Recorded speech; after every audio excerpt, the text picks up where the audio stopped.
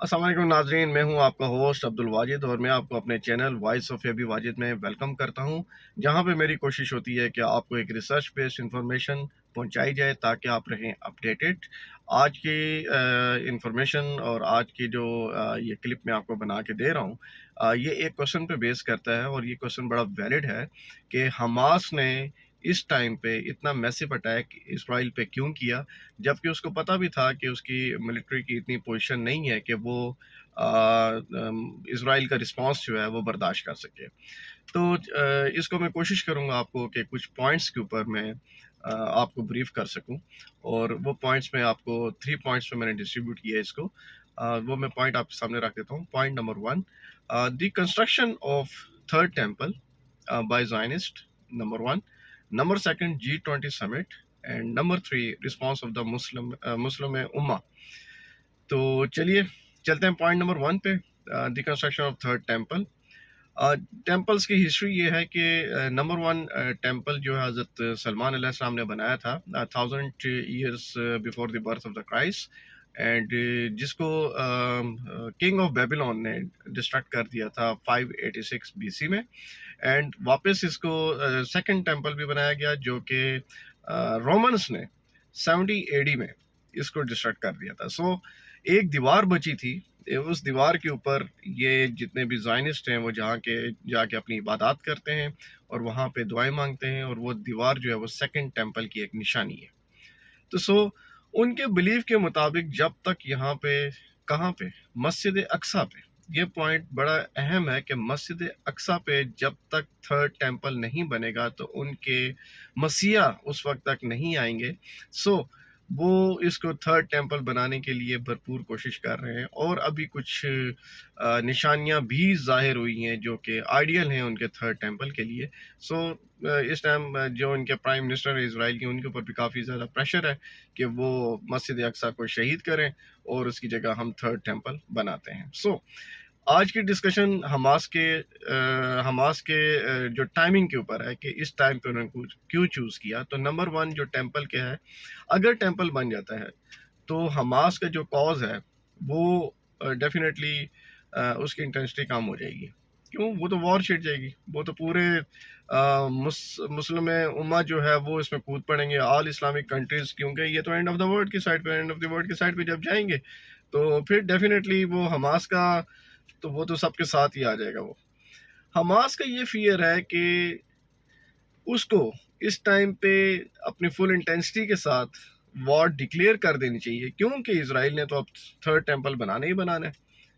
तो ये एक पॉइंट उसका, एक फियर उसका जो है, उसकी बुनियाद पे उसने हो सकता है कि अटैक लॉन्च किया हो ताकि इसको रोका जा सके, या इसको आप कहें कि इस्लामिक कंट्रीज की पल्स चेक की जा सके। खैर, फर्दर पॉइंट्स हैं इसके। अच्छा, सेकंड मैं आपको ये बताता चलूँ, सेकंड ये जो सारी बातें हम कर रहे हैं इंशाल्लाह ये हैं बेसिकली हमास के पर्सपेक्टिव से कि उसने क्यों लॉन्च किया, वो क्या पॉसिबिलिटीज़ हैं जिससे वो ये लॉन्च कर सकता था और इसने ये लॉन्च किया। सेकंड, G20 समिट में अभी IMEC जो है वो एक लॉन्च हुई है beside all other perspectives of this summit. तो IMEC like India, middle east and Europe economic corridor है बेसिकली। और ये इसके नाम से जाहिर है, ये बेसिकली एक और इकोनॉमिक कॉरिडोर बनने जा रहा है जो कि इंडिया से होते हुए मिडल ईस्ट, और मिडल ईस्ट से देन सऊदी अरब से ये स्विस कैनाल को क्रॉस करते हुए यूरोपियन कंट्रीज तक जाएगा, जहाँ पे ये सारे कंट्रीज अपनी बायलैटरल ट्रेड्स आपस में कर सकेंगे। और इसको आप कहें कि ये सेम वही है वन बेल्ट वन रोड वाला, या फिर सिल्क रोड जो भी है, ये उसी के पैटर्न पे एक और बना है। इसके डायनामिक्स क्या हैं वो मैं बाद में आपसे डिस्कस करूंगा, लेकिन इसमें आप एक चीज़ ऐड कर लें। इसमें जो चीज़ आप ऐड करने वाली है वो सबसे अहम है कि आप IMEC में एक कंट्री और ऐड कर लें, और उस कंट्री का नाम है इसराइल। क्योंकि जब आप सऊदी अरब, जॉर्डन, इजिप्ट, UAE और ये जितने भी मिडल ईस्ट के कंट्रीज़ हैं, इनको अगर आप देखें तो ये नेबरिंग कंट्रीज़ हैं किसके? इसराइल के, फ़लस्तीन के। सो अब सऊदी अरब के इस रोड मैप पे جتنے بھی پارٹنرز ہیں وہ سب کے سب اینٹی فلسطین ہیں. تو یہاں پہ حماس کا یہ فیئر ہو سکتا ہے کہ یہ سارے اینٹی فلسطین جو کنٹریز ہیں ان کی یونٹی جو ہے اس کو ویک نہ کر دیں، اس کے کاز کو ویک نہ کر دیں. بیسیکلی کاز یہ خالی حماس کا نہیں ہے، یہ خالی فلسطین کا کاز نہیں ہے، بیسیکلی تو آل اسلامک کنٹریز کا کاز ہے. کیونکہ جو چیزیں ہمیں ویل ڈیفائنڈ ہیں، ہمیں بتا دی گئی ہیں، ہمیں احادیث سے بتا دی گئی ہیں، ہمیں ہمارا بلیف ہے بینگ اے مسلم ان ساری چیزوں کا. تو جب اس ٹائم اسلامک کنٹری کا رول ہمارے سامنے ہے اور حماس کا یہ فیئر ہو سکتا ہے کہ ہمیں میں سوری ٹو سے یہ میں ورڈ یوز کر رہا ہوں، ہپوکریسی کا اس کو ہو سکتا ہے کہ سامنا کرنا پڑ رہا ہو کہ امت مسلمہ اس کو اس حساب سے سپورٹ نہیں کر رہی جس حساب سے اس کو کرنا چاہیے. تو اس کا یہ فیئر بھی بڑا ویلڈ ہے کہ all of the west countries اور سعودی عرب اور اس کے نیبرنگ عرب کنٹریز انڈیا کے ساتھ مل کے اگر یہ اس روڈ میپ کے اوپر کام شروع کر دیں گے، آلدو کہ اس کا انٹائرلی اس کا مقصد کوئی ملٹری مقصد نہیں ہے، لیکن ایون دین یہ ٹریڈ پرپز سے یہ بن رہا روڈ.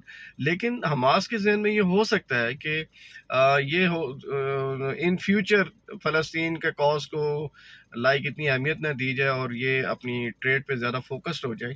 تو اس نے یہ سوچا کہ دس از دا رائٹ ٹائم بیفور دس کہ یہ روڈ میپ بن جائے، یہ سارا کمپلیٹ ہو جائے، یہ جو ان کا پروپوزڈ ہے، تو اس سے پہلے میں یہ اٹیک کر دوں تاکہ ایٹ لیسٹ جو مسلم ورلڈ ہے وہ ایکسپوز ہو جائے کہ کون اس کے ساتھ ہے اور کون اس کے ساتھ نہیں ہے.